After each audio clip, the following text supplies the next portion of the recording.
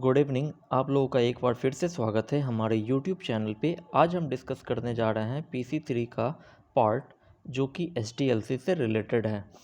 इसमें हमने last class में दो वीडियोज़ हम अब तक देख चुके हैं।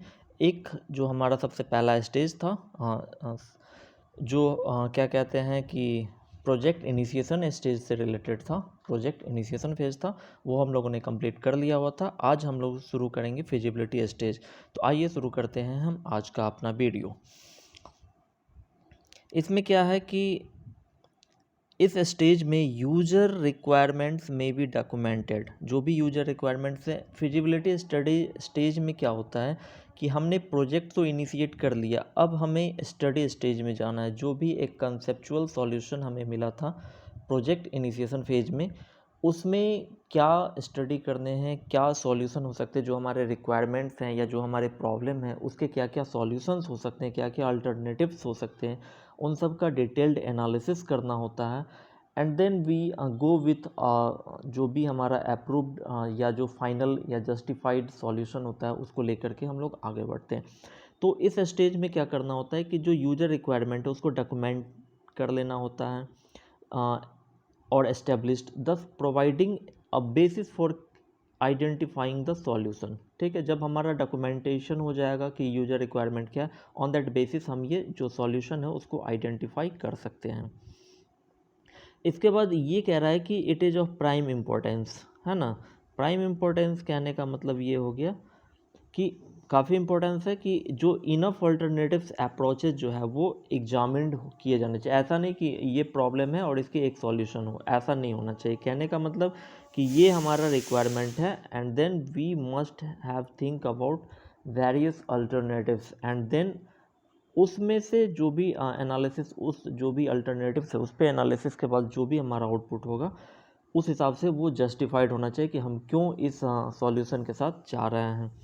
तो इसमें क्या है हमारा कि डिटेल्ड एनालिसिस। तो हमने यहाँ पे क्या देखा कि इनफ अल्टरनेटिव अप्रोचेज को एग्जामिन किया जाना चाहिए और जो डिटेल्ड एनालिसिस है एट द कंसेप्चुअल लेवल, है ना, जो भी वेरियस अल्टरनेटिव्स हैं वो क्या करना चाहिए, should support a formal justification for suggested solution. तो जो भी सजेस्टेड सॉल्यूशन होगा उसका एक तरह से फॉर्मल जस्टिफिकेशन भी होगा कि हम वेरियस जो भी अल्टरनेटिव्स हैं, है ना, तो हम जस्टिफाई करेंगे कि ये सॉल्यूशन हम क्यों जस्टिफाई कर रहे हैं, है ना। इसमें क्या है कि दिस एनालिसिस शुड इंक्लूड, अब जो हम क्या करेंगे कि हमने बहुत सारे अल्टरनेटिव्स है उस पर डिफरेंट एनालिसिस करेंगे, डिटेल एनालिसिस करेंगे। तो उसमें कॉस्ट बेनिफिट एनालिसिस होगा, consideration of financial and operational controls होगा एंड ऑर्गेनाइजेशनल कैपेबिलिटी होगा। इन सब चीज़ों पर हमें फोकस करना है। ये सारी चीज़ें जो हमारा एनालिसिस होगा उसमें इंक्लूड होगा। क्या क्या चीज़, तो कॉस्ट बेनिफिट एनालिसिस होगा, जो फाइनेंशियल एंड ऑपरेशनल कंट्रोल्स हैं वो इंक्लूड होगा, ऑर्गेनाइजेशन की कैपेबिलिटी क्या है, ये सारा चीज़ जो हमारा एनालिसिस है उसमें इंक्लूड होना चाहिए। इसमें क्या है कि जैसे कि प्रोजेक्ट इनिशिएशन फेज में क्या होता है कि उसी तरीके से जो हमारा प्रोजेक्ट इनिशिएशन फेज में हमने देखा था उसी तरीके से यहाँ भी केयर मस्ट बी टेकन कि जो एवेल्यूएशंस है वो ऑब्जेक्टिव होने चाहिए एंड कंप्लीट होने चाहिए, है ना। जो भी हम कर रहे हैं वो ऑब्जेक्टिव हो और कंप्लीट होना चाहिए और इसमें कोई बिल्ट इन बायस नहीं होना चाहिए टुवर्ड्स एनी पर्टिकुलर सॉल्यूशन, है ना।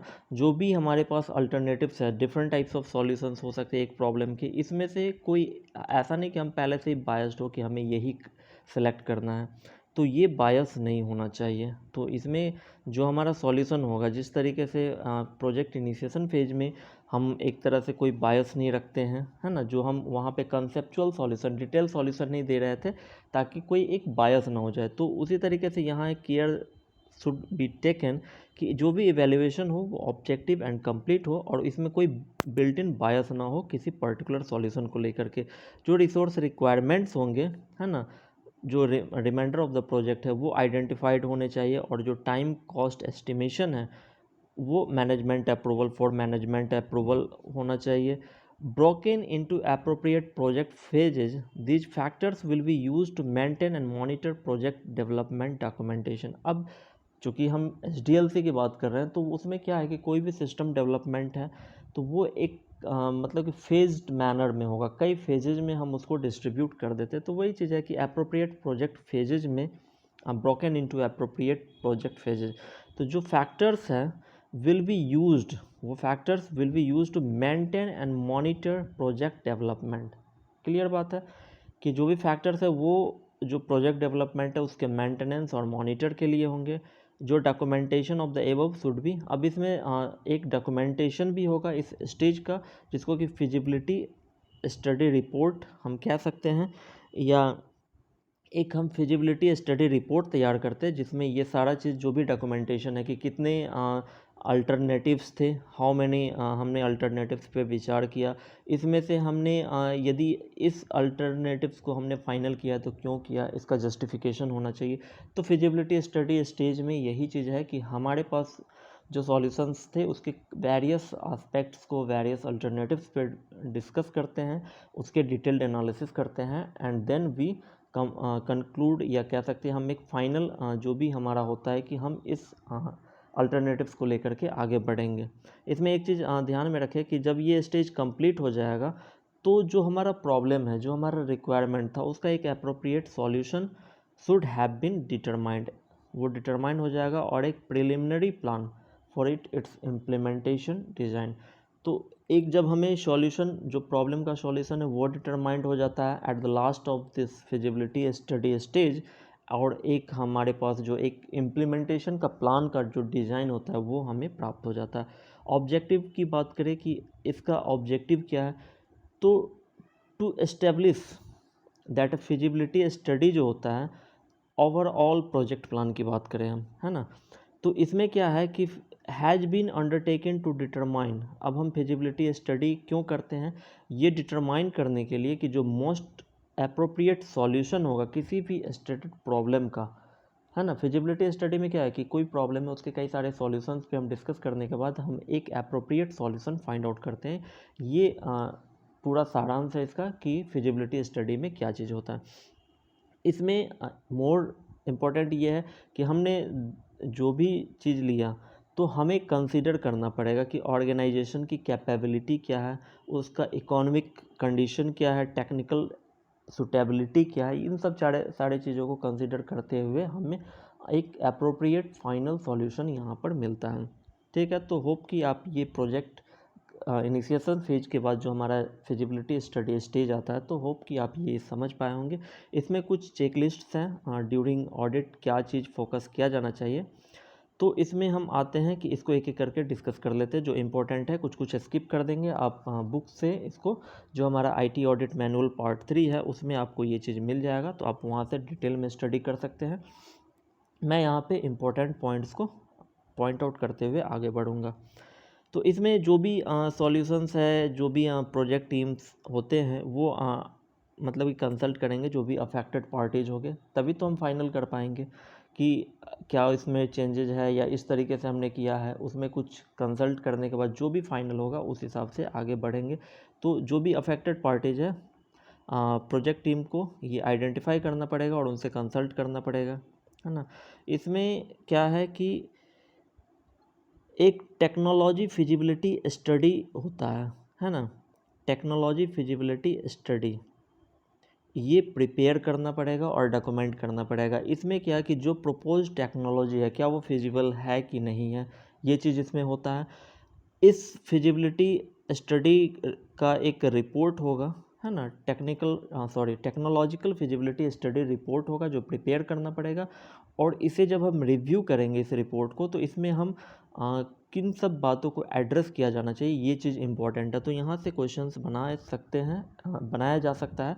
तो आप इन सब पॉइंट को याद रखेंगे कि जो टेक्नोलॉजी फिजिबिलिटी रिपोर्ट होती है उसमें हार्डवेयर नीड्स एंड अवेलेबिलिटी की बात होनी चाहिए, system software needs and availability की बात होनी चाहिए, जो communication hardware and software needs availability होगी उनकी बात होनी चाहिए, और जो ऑपरेशनल फिजिबिलिटी की बात है उसकी बात होनी चाहिए, है ना। कहने का मतलब ये कि compliance with information architecture, for example कि whether the new project fits into the current mix of hardware software and communication. तो जो न्यू प्रोजेक्ट है क्या वो करंट मिक्स ऑफ जो भी हार्डवेयर सॉफ्टवेयर कम्युनिकेशन उसके साथ वो फिट बैठेगा कि नहीं बैठेगा।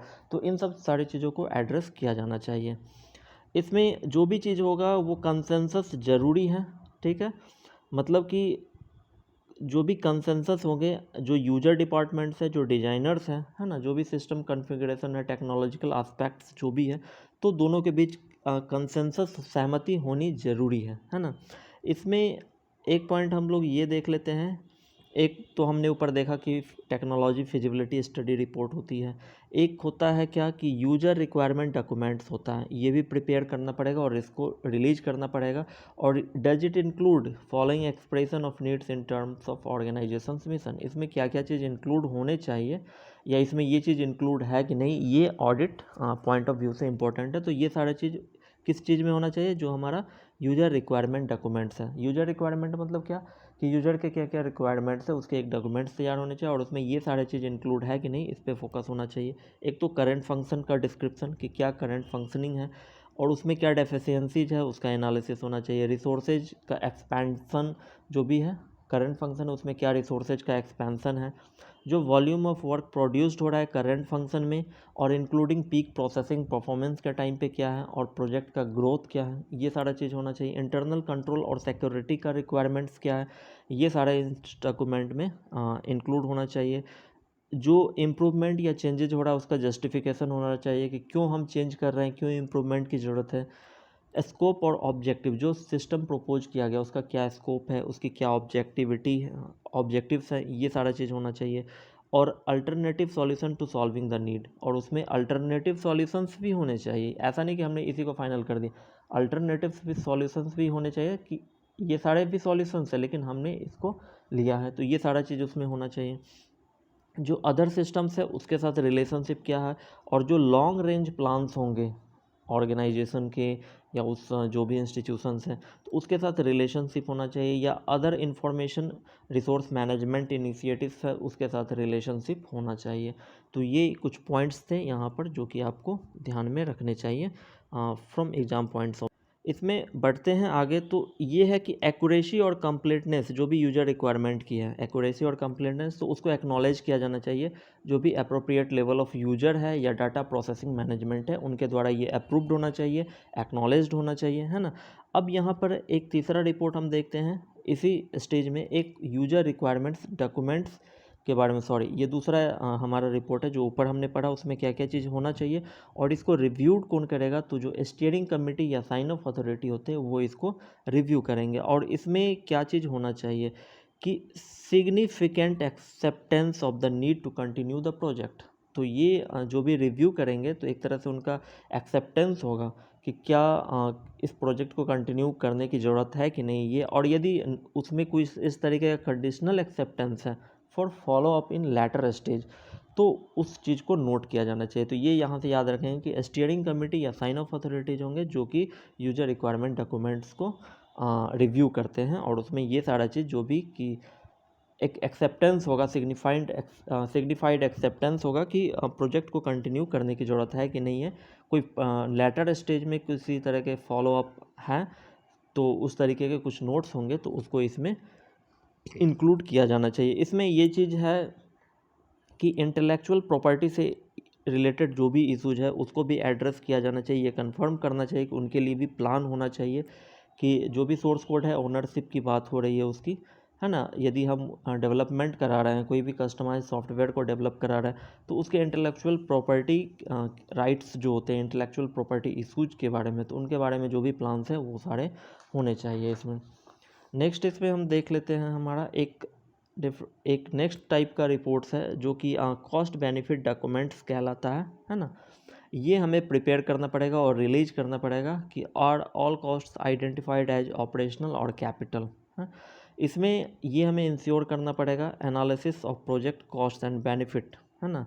जो भी प्रोजेक्ट कॉस्ट है या बेनिफिट है तो एक उसका एनालिसिस वो प्रिपेयर्ड होना चाहिए टू एवेल्यूएट इकोनॉमिक फिजिबिलिटी और ऑफ इच अल्टरनेटिव से, जितने भी अल्टरनेटिव्स हैं, है ना, तो हम उसका एनालिसिस करेंगे तो उसका प्रोजेक्ट कॉस्ट जो भी होगा, जो प्रोजेक्ट कॉस्ट या बेनिफिट एनालिसिस है ना, तो ये इवेल्युएट करने के लिए कि जो भी उसकी इकोनॉमिक फिजिबिलिटी की बात है हर अल्टरनेटिव्स का, ये सारा चीज़ होना चाहिए। और इसमें ये इंश्योर करना चाहिए कि ये सारा चीज़ इसमें हो कि assumptions and constants in the cost benefits analysis are reasonable, है ना। जो भी एज्यूम्सन्स थे या जो कॉन्स्टेंट्स थे कॉस्ट बेनिफिट एनालिसिस में वो रीजनेबल हैं। जो यूजर एंड सिस्टम कॉस्ट्स हैं जो कि cover all stages of the life cycle, ठीक है। जो भी मतलब कि सिस्टम कॉस्ट है वो ऑल स्टेजेस, लाइफ साइकिल के ऑल स्टेजेस में जो भी आ रहे हैं तो सिस्टम कॉस्ट वो कवर करेंगे। Estimated cost for each alternative include, अब एस्टिमेटेड कॉस्ट जो है उसमें क्या क्या चीज़ इंक्लूड होगा, तो hardware software enhancement needed to support that alternatives, ये सारा चीज़ का एस्टिमेटेड कॉस्ट होना चाहिए। एस्टिमेटेड कॉस्ट जो भी अल्टरनेटिव्स है इंक्लूड होंगे उसमें security, internal controls, data preparation and entry, ये सारे के कॉस्ट उसमें इंक्लूड है। File conversion, testing, parallel operation, acceptance and related cost, ये सारा चीज़ जो है एस्टिमेटेड कॉस्ट में इंक्लूड होंगे। जो बेसिस ऑफ एस्टिमेशन है हमारा, है ना, एंड कंप्यूटेशन ऑफ कॉस्ट वो रीजनेबल होना चाहिए। और फाइनली इसमें एक पॉइंट ये भी होना चाहिए कि देयर इज ए कंसेंसस, जो कि हमने पहले भी पढ़ा, अमॉन्ग एंड यूजर और डिजाइनर एंड इम्प्लीमेंटर, जो भी उसको इम्प्लीमेंट करेंगे, concerning system cost benefit and contractual agreement. तो ये पॉइंट इंपॉर्टेंट है कि एक कंसेंसस जरूरी है, जो भी यूजर डिपार्टमेंट है जो उसको डिज़ाइन कर रहा है और जो उसको इम्प्लीमेंट करेगा, रिगार्डिंग सिस्टम कॉस्ट की बात हो, बेनिफिट की बात हो या कोई कॉन्ट्रैक्चुअल एग्रीमेंट हो अकॉर्डिंग टू दैट, तो ये सारा चीज़ इसमें होना चाहिए। इसमें एक जो हमारा पॉइंट है वो आप यहाँ से एक चीज़ और पॉइंट इसमें आता है कि project document so the skill of staff employed, है ना। एक प्रोजेक्ट डॉक्यूमेंट्स होगा जिसमें कि जो स्टाफ एम्प्लॉयड है उसके स्किल से रिलेटेड इंफॉर्मेशन होंगे। Project meet the requirement specified in the personal skill summary, है ना। जो प्रोजेक्ट डॉक्यूमेंटेशन होंगे उसमें क्या होंगे, जो स्टाफ एम्प्लॉयड है ना, उसके स्किल्स के बारे में इंफॉर्मेशन होंगे। यहाँ से एक कमेटी और है, एक डॉक्यूमेंट्स और है। वो डॉक्यूमेंट्स क्या है कि steering committee meeting schedule documents होता है एक, है ना, कि स्टीयरिंग कमेटी के मीटिंग का जो भी शेड्यूल होता है उससे रिलेटेड एक डॉक्यूमेंट होता है, वो भी प्रिपेयर करना पड़ेगा और रिलीज करना पड़ेगा। किसको, जो भी इंटरेस्टेड पार्टीज है, जो भी पार्टी जो इसमें इन्वॉल्व है, इसमें एडीपी भी आएंगे और यूजर मैनेजमेंट जो है वो सारा इन्वॉल्व है। और इसमें जो भी मीटिंग्स होंगे तो उसके मिनट्स तैयार होंगे तो उसको रिव्यू करना पड़ेगा और उसमें क्या चीज़ है, तो कुछ थिंग्स हैं, कुछ पॉइंट्स हैं जिसको कि नोट किया जाना चाहिए। एक तो कि एडीपी और जो यूजर मैनेजमेंट है वो हर एक मीटिंग में रिप्रेजेंट कर रहे हैं और मीटिंग्स वेयर हेल्ड रेगुलरली, ये दो चीज़ इंपॉर्टेंट है जो कि इसमें होना चाहिए। इसके बाद हम आगे बढ़ते हैं। हमारा नेक्स्ट है कि फिजिबिलिटी स्टेज स्टेटस डॉक्यूमेंट, ये हमारा चौथे, सॉरी मुझे लगता है कि चार टाइप्स के हमने डॉक्यूमेंट्स देख लिए, ये हमारा फिफ्थ टाइप्स ऑफ डॉक्यूमेंट है। ये क्या है, हमारा फिजिबिलिटी स्टेज स्टेटस डॉक्यूमेंट्स, ये भी प्रिपेयर होगा और रिलीज होगा। और ये वेरीफाई किया जाना चाहिए कि इसमें एटलीस्ट ऑफ द फॉलोइंग्स इसमें कंटेंट होने चाहिए। क्या क्या, कि एक्चुअल रिसोर्सेज जो कि यूज्ड किया गया है, actual resources use to date क्या है, और जो हमने प्लान किया था उसके कंपेयर्ड में क्या है, और उसमें कोई वेरिएंस हुआ है तो उसका रीजंस क्या है, और एक्चुअल माइलस्टोन्स अचीव्ड, हमने क्या माइलस्टोन अचीव्ड किया है टू डेट, और जो प्लान था उसके कंपैरिजन में क्या है, और उसमें कोई वेरिएंस है तो उसका रीजन क्या है। ये चीज़ें किस में होना चाहिए, फिजिबिलिटी स्टेज स्टेटस डॉक्यूमेंट्स में। और तीसरा पॉइंट इसी के अंतर्गत ये है कि इसमें प्लान फॉर नेक्स्ट स्टेज होगा including reference to the following, इसमें एक प्लान भी होगा इस डॉक्यूमेंट में कि नेक्स्ट स्टेज के लिए, है ना, प्लान होगा। और इसमें क्या क्या इंक्लूड हो सकता है, तो इंक्लूड इसमें यह है कि analysing and specifying the user details requirement, है ना, जो यूजर का डिटेल्ड रिक्वायरमेंट्स था उसका एनालाइजिंग और उसको स्पेसिफाई करना, जो चेंज कंट्रोल प्रोसेस है उसको एस्टेब्लिश करना। इसमें कॉस्ट बेनिफिट एनालिसिस है उसको अपडेट करना, है ना। कॉस्ट बेनिफिट हो सकता है कि कॉस्ट बेनिफिट एनालिसिस है और ड्यूरिंग डेवलपमेंट उसमें कोई चेंजेज हो रहा तो उसको अपडेट करना, मैनेजमेंट के अप्रूवल को ऑब्टेन करना, और जो budget and reason for change है उसको भी अपडेट करना कि पहले कुछ और बजट था फिर बाद में मॉडिफाइड हो गया तो क्या कारण है चेंजेज के, उसको अपडेट करना। Update schedule and reason for any change, कोई चेंजेज हो रहा है ना, शेड्यूल्स में कोई चेंज हो रहा है तो उसको अपडेट करना, रीजंस बताना कि क्यों चेंज हो रहा है, और रिकमेंडेशन टू कंटिन्यू और डिसकंटिन्यू द प्रोजेक्ट। अब इस स्टेज में कि जो रिकमेंडेशन होंगे कि क्या इसको कंटिन्यू करना है इस प्रोजेक्ट को, तो उसके बारे में रिकमेंडेशन, या फिर डिसकंटिन्यू करना है तो उसके बारे में रिकमेंडेशन। तो ये इसमें प्लान फॉर नेक्स्ट स्टेज है। यदि वो कंटिन्यू होगा तो आगे जाएगा, डिसकंटिन्यू होगा तो हम अगले स्टेज में जाएंगे नहीं, क्योंकि यहीं पर ही हुए पोस्टपोन्ड हो गया। तो इसमें लगभग हमारा जो चैप्टर है वो एंड पोजीशन में है। इसमें क्या है, लास्ट में एक दो पॉइंट है, इसको भी देख लेते हैं, कुछ इंपॉर्टेंट पॉइंट्स हो यदि तो। Check whether the feasibility study, है ना, ये आइडेंटिफाई करते हैं the need for a system processing controls specification and similar documents. तो ये ऑडिट पर्सपेक्टिव से हैं, ऑडिट पॉइंट ऑफ व्यू से हैं, कि उनको ये चीज़ चेक करना चाहिए कि जो फिजिबिलिटी स्टडी है वो आइडेंटिफाई कर रहा हो किस चीज़ के लिए, जो सिस्टम प्रोसेसिंग कंट्रोल्स स्पेसिफिकेशन है या इस तरीके के अदर कोई डॉक्यूमेंट्स हैं, तो उसको आइडेंटिफाई करना, सॉरी, जो मतलब कि जो फिजिबिलिटी स्टडी जो इसको आइडेंटिफाई कर रहा है उसको चेक करना, और determine that a statement of the level of security, है ना, determine that a system determine that a statement of the level of a security, privacy, accessibility needed for systems data conforms to the government acts, and that the statement is included with the documentation to be reviewed by a steering committee and sign off authority। तो ये चीज़ तो हमें ध्यान में रखना होगा कि reviewing authority जो है स्टीयरिंग कमेटी या साइन ऑफ अथॉरिटी करेंगे। और इसमें क्या है कि जो चीज़ भी, हाँ, मतलब कि statement of the level of security की बात है या प्राइवेसी की बात है या एक्सेसिबिलिटी नीडेड फॉर डाटा है ना, सिस्टम्स डाटा, तो इन सब चीज़ों के बारे में जो भी है ये confirm to the government acts, जो भी गवर्नमेंट एक्ट्स है उसके हिसाब से होना चाहिए। और जो स्टेटमेंट है उसमें सारा डॉक्यूमेंटेशन जो भी है वो इंक्लूडेड होना चाहिए, जिसको कि रिव्यू किया जाना चाहिए स्टीयरिंग कमेटी के द्वारा। तो आज का वीडियो हम यहीं पे फिनिश करते हैं। नेक्स्ट स्टेज जो नेक्स्ट वीडियो होगा उसमें हम नेक्स्ट फेजेज को कवर करेंगे एक एक करके। तो होप कि इसमें जो भी इंपॉर्टेंट पॉइंट्स थे उसको आप लोग ज़रूर से ज़रूर नोट कर लीजिएगा। From exam point of view से इसमें क्या क्या क्वेश्चंस बनेंगे उसको मैंने इन बिटवीन डिस्कस किया है। तो जो भी पॉइंट्स थे मैंने आज कवर कर लिया। और वीडियो आप शुरू से अंत तक देखें, इसके लिए बहुत बहुत धन्यवाद आप लोगों का। ठीक है, और वीडियो को ज़रूर से ज़रूर लाइक, शेयर एंड सब्सक्राइब करिएगा। तब तक के लिए जय हिंद।